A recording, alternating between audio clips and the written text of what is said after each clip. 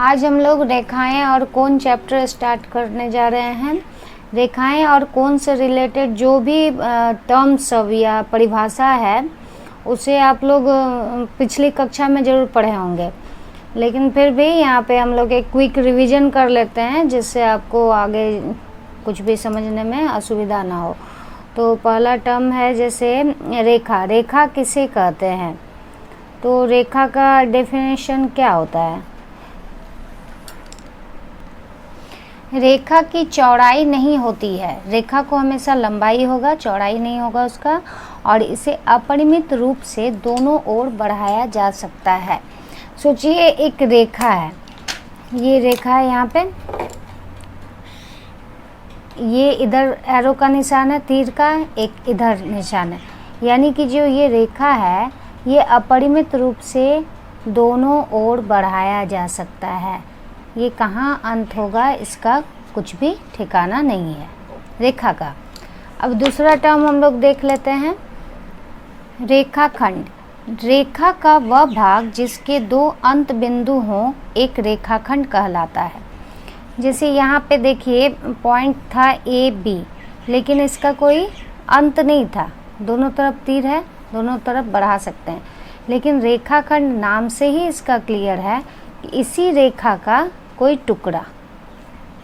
तो इसमें कैसे हो सकता है? इसका दो अंत बिंदु, अंत बिंदु मतलब ये फिक्स्ड पॉइंट है, ये इसका दो अंत बिंदु होगा, इसे ए लिखेंगे, ये बी। किरण।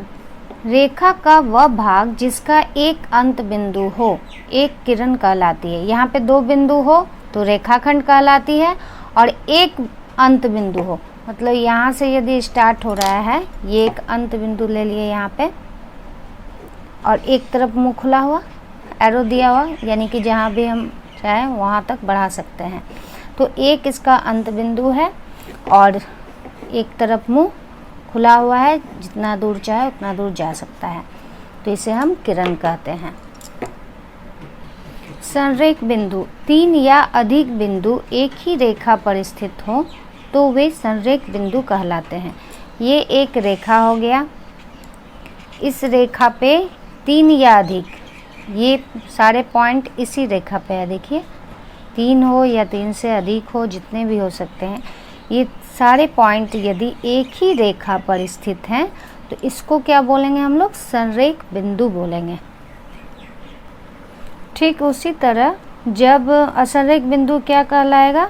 जब तीन या अधिक बिंदु एक ही रेखा पर स्थित ना हो तो वे असंरेख बिंदु कहलाते हैं। जैसे यहाँ एक बिंदु हो गया, यहाँ हो गया, यहाँ हो गया, ये एक रेखा पे तो नहीं है, तो ये असंरेख बिंदु कहलाएंगे। नेक्स्ट हम लोग देखते हैं, इसे नोट डाउन कर लीजिए। कोण किसे कहेंगे? जब दो किरणें एक ही अंत बिंदु से प्रारंभ होती हैं तो एक कोण बनता है। जैसे एक ही अंत बिंदु, यहाँ पे एक अंत बिंदु है, इससे दो किरणें प्रारंभ होंगी, एक इधर और एक इधर, तो देखिए इसके बीच में क्या हो रहा है? बीच में एक कोण बन रहा है।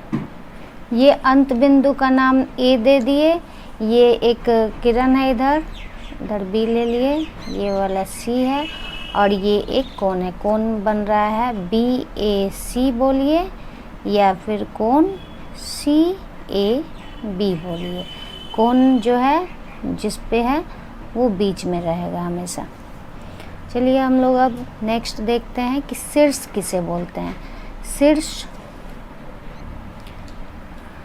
शीर्ष वह है जो कोण को बनाने वाली दोनों किरणें जिसका एक उभयनिष्ठ अंत बिंदु हो, कोण का शीर्ष कहलाता है। जैसे ये कोण बना, इसको दो किरणें कौन कौन बना रहा है? ये एक किरण बना रहा है इधर ए बी और एक ए सी, इन दोनों किरणों के बीच में बन रहा है कोण, और इन दोनों किरणों का एक उभयनिष्ठ बिंदु है ए। तो ये उभयनिष्ठ बिंदु जो है, उभयनिष्ठ अंत बिंदु, इसी को हम लोग बोलेंगे शीर्ष। तो यहाँ शीर्ष क्या हो गया? ए को हम लोग क्या बोलेंगे? शीर्ष है। चलिए भुजाएं क्या है इस कोण की वो देखते हैं हम लोग। अब भुजाएं क्या है? तो भुजाएं वो होती हैं जो कोण को बनाने वाली दोनों किरणों को कोण की भुजाएं कहते हैं। इस कोण को कौन दो किरण बना रहा है, ए बी बना रहा है और ए सी बना रहा है, तो इस कोण का भुजाएं हो जाएगा यहाँ पे ए बी और ए सी, ये दोनों कोण की भुजाएं हो जाएंगी। यहाँ तक आप लोग नोट डाउन कर लीजिए। आगे हम लोग कोणों के प्रकार के बारे में पढ़ेंगे। लास्ट क्लास में, पिछली क्लास में जो आप लोग पढ़े थे वो कोण के बारे में पढ़े ही होंगे, कुछ ना कुछ पता ही होगा आप लोगों को। चलिए उसका भी रिवीजन कर लेते हैं हम लोग, उससे भी सुविधा होगा हम लोग को। सबसे पहले पढ़ना है हम लोग को न्यून कोण। न्यून कोण क्या है, तो वैसा कोण, सोचिए एक्स यदि कोई कोण है जो 0 डिग्री से क्या हो, बड़ा हो, लेकिन 90 डिग्री से छोटा हो, तो उसको हम बोलेंगे न्यून कोण। तो ये 90 डिग्री से छोटा हो यानी इस तरह का तो समकोण तो बनेगा नहीं, समकोण से छोटा ही बनेगा, इस तरह का कोई कोण बनेगा। ये सोचिए हो गया ये ए बी सी, ये वाला कोण का नाम है एक्स।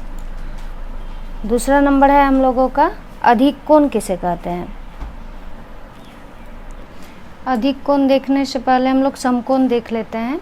समकोण जो है, यदि y कोई कोण है तो वैसा कोण जिसका मान 90 डिग्री आए वो समकोण है। ये इस तरह का समकोण बनता है, यहाँ पे एक बॉक्स टाइप का रहता है ए बी सी। और अधिक कोण क्या है, अधिक कोण वैसा कोण, सोचिए जेड कोई कोण है जो 90 डिग्री से तो बड़ा हो लेकिन 180 डिग्री से छोटा हो, उसे हम लोग बोलेंगे अधिक कोण।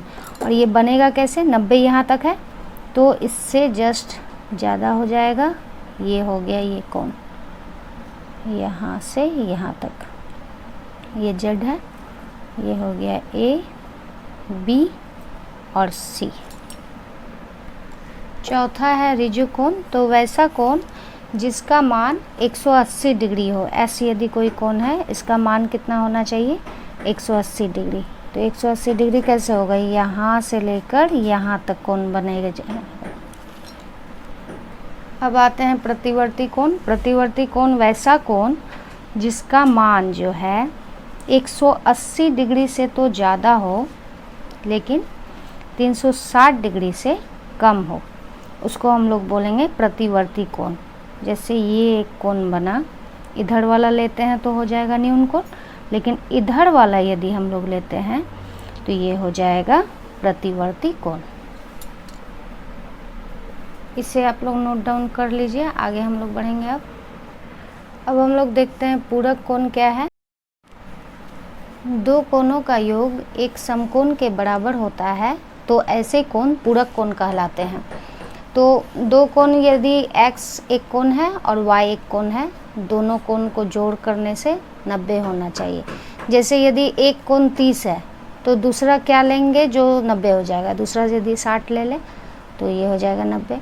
तो ये दो कोण जो है क्या है, पूरक कोण है। ये इसका पूरक है, ये इसका पूरक। यदि हम लोगों को बोले कि 35 डिग्री का पूरक कोण निकालिए, पूरक कोण क्या निकलेगा, तो हम लोग क्या करेंगे, सोचिए x की जगह पे 35 बैठा दिए, 35 प्लस वाई इक्वल टू 90। तो y इक्वल टू 90 माइनस 35 कितना हो जाएगा ये, तो ये हो जाएगा 55 डिग्री। ठीक है, उसी तरह यदि 55 डिग्री का पूरक कोण बोले तो 55 डिग्री का पूरक कोण 35 डिग्री हो जाएगा। जैसे 35 का 55 है वैसे 55 का 35 है। नेक्स्ट देखते हैं संपूरक कोण क्या है। दो कोणों का योग 180 डिग्री हो तो संपूरक कोण कहलाते हैं। जैसे हम लोग पूरक में देखे थे दो कोण को जोड़ने से 90 होना चाहिए, वैसे ही यहाँ दो कोणों को जोड़ के 180 डिग्री होना चाहिए। तो यदि हम लोगों को बोले कि 30 डिग्री का संपूरक निकालिए, 30 डिग्री का संपूरक कोण निकालिए, तो क्या हो जाएगा, यहाँ पे हम लोग 30 लिखेंगे plus Y equal to 180, Y equal to 180 minus 30 equal to क्या हो गया 150। तो 150 का संपूरक हो गया 30, 30 का संपूरक हो गया 150। आसन्न कोण क्या है। दो कोण आसन्न कोण कहलाते हैं यदि उनमें एक उभयनिष्ठ शीर्ष हो। शीर्ष क्या है आप लोगों को पता है, एक उभयनिष्ठ भुजा हो, भुजा भी आप लोगों को पता है, और जो भुजाएं उभयनिष्ठ नहीं है, उभयनिष्ठ भुजा के विपरीत ओर स्थित हो। इसका फोटो कैसे बनेगा, इस टाइप से बनेगा। सोचिए, एक उभयनिष्ठ शीर्ष ये वाला हो गया, एक उभयनिष्ठ भुजा ये हो, ये कोनों के बीच का भुजा। आसन मतलब क्या होता है, सटा हुआ, तो वही हो गया। ये उभयनिष्ठ एक शीर्ष हो गया, ये उभयनिष्ठ भुजा हो गया, और ये दो कोण क्या कहलाएंगे, आपस में आसन कोण कहलाएंगे। इतना तक नोट डाउन कीजिए। चलते हैं नेक्स्ट में। कोनों का रैखिक युग्म क्या है? आसन कोनों का योग 180 डिग्री हो। आसन कोण तो हम लोग जान ही रहे हैं, ये दो रेखाएं हुआ, यहाँ पे ये उभयनिष्ठ शीर्ष बिंदु हुआ, ये दो कोण, यहाँ x हो गया, ये y हो गया। तो ये देखिए, ये दो कोणों का योग क्या हो रहा है, ये 180 डिग्री होता है, ये तो हम लोग जानते हैं, ये कोण 180 डिग्री होता है। तो कोण x plus Y equal to 180 degree हो रहा है यहाँ पे। और आसन कोण भी है, दोनों उभयनिष्ठ भुजा है, उभयनिष्ठ शीर्ष है। ठीक है, तो इस तरह का यदि सवाल दिया रहे हम लोगों का कि एक कोण x है, दूसरा 30 है, तो x का मान निकालिए, तो हम लोग इसमें बैठा के निकाल सकते हैं। x प्लस दूसरा वाला हो गया 30 इक्वल टू 180, तो x इक्वल टू हो गया 180 माइनस 30, 150। नेक्स्ट देखते हैं शीर्षाभिमुख कोण क्या है। तो जब दो रेखाएं प्रतिच्छेद करती हैं आपस में, तो शीर्षाभिमुख कोण का दो युग्म बनता है। ये देखिए, एक रेखा है, ये एक रेखा है, आपस में प्रतिच्छेद की, तो ये इस कोण के जस्ट सामने वाला ये वाला कोण बन रहा है, और इस कोण के यहाँ पे एक कोण है, इस कोण के सामने वाला ये कोण बन रहा है। तो ये जो दो कोण है आमने सामने वाला, इसे हम बोलते हैं शीर्षाभिमुख कोण। तो यहाँ पर दो युग्म बन रही है, एक तो ये एक पेयर बन रहा है और ये एक पेयर बन रहा है। तो आज हम लोगों ने बहुत सारे आधारभूत पद और परिभाषाओं को देखा है। नेक्स्ट क्लास में हम लोगों ने देखेंगे हम लोग प्रतिच्छेदी रेखाएं क्या है या प्रतिच्छेदी रेखाएं क्या है। आज तक बस इतना ही, मिलते हैं तब नेक्स्ट वीडियो में।